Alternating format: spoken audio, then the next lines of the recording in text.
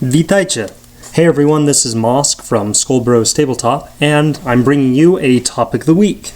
This week's topic is on special characters in Warhammer. But before I get to that, I want to talk a little bit about special characters generically in all games. So, right now what we're seeing is a picture of my war group. I don't remember what they're called, sorry, I haven't played this game for a few years. From Hordes. I used to be a War Machine and Hordes player. I'm planning on getting back into it, but this is the first, one of the first armies that I painted completely. I have some other infantry that aren't shown in this picture, but one key factor about War Machine and Hordes is the way that the army composition is set up. For every army, you first start out by picking a wizard that leads your army. All of these wizards are special characters. None of them are generic. There's no nameless characters. At least to my knowledge. If there are, this has changed the last little bit. So what does this mean? It means that whenever you play this game, you are using special characters. And this has been a topic of conversation a lot with Skull, my brother, and I, about how this works. It doesn't make too much sense for this character right here, being Balder, one of the most powerful wizards in this game, to go into combat with just a couple guys against, like, say, the Prince of all of Kador. It just doesn't click well with me.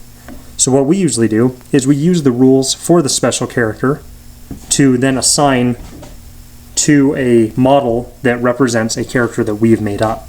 In other words, we get really into the roleplay aspect of the game, where we make up our own characters, oftentimes representing us, if we want, the same way that you would do with a D&D character.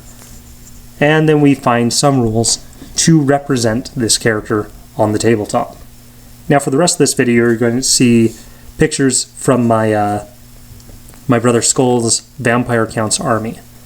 His Vampire Counts have a few special characters, including Nagash, Archon the Black, Krell, Vlad von Karstein. But with that, we've never actually played it out that these are those characters. We've always just come up with stories about a special character or a character that we make up, our own roleplay character, and then we just assign these rules to these characters.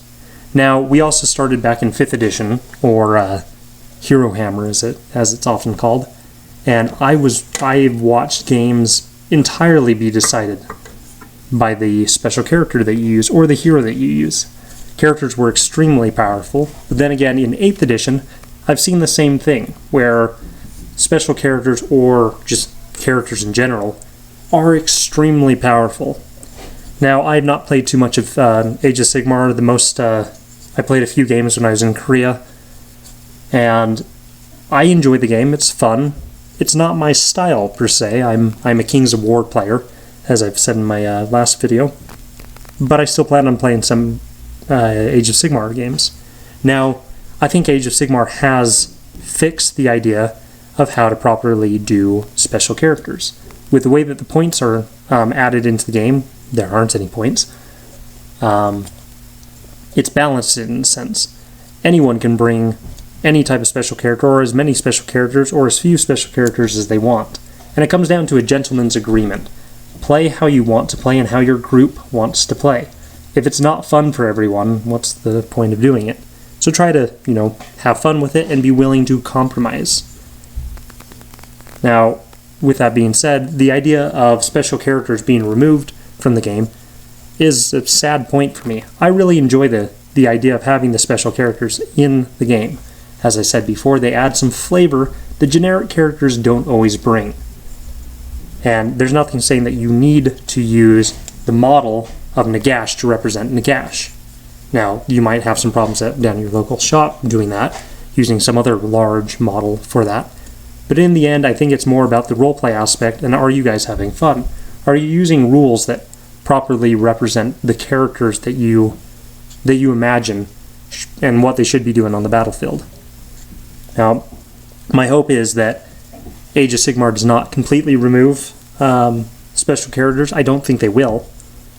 And my hope is that they will continue to add new special characters through war scrolls and other things into the future. So anyway, those are my thoughts on special characters in Warhammer. I like them, and I like them in other games as well, and I don't see any reason why you can't just use the rules to represent whatever character you want. So, hope to hear from you guys soon. Any thoughts that you have, leave them in the comments. And hopefully next week the video quality and the sound quality will be even better. So stay tuned. Have a good one.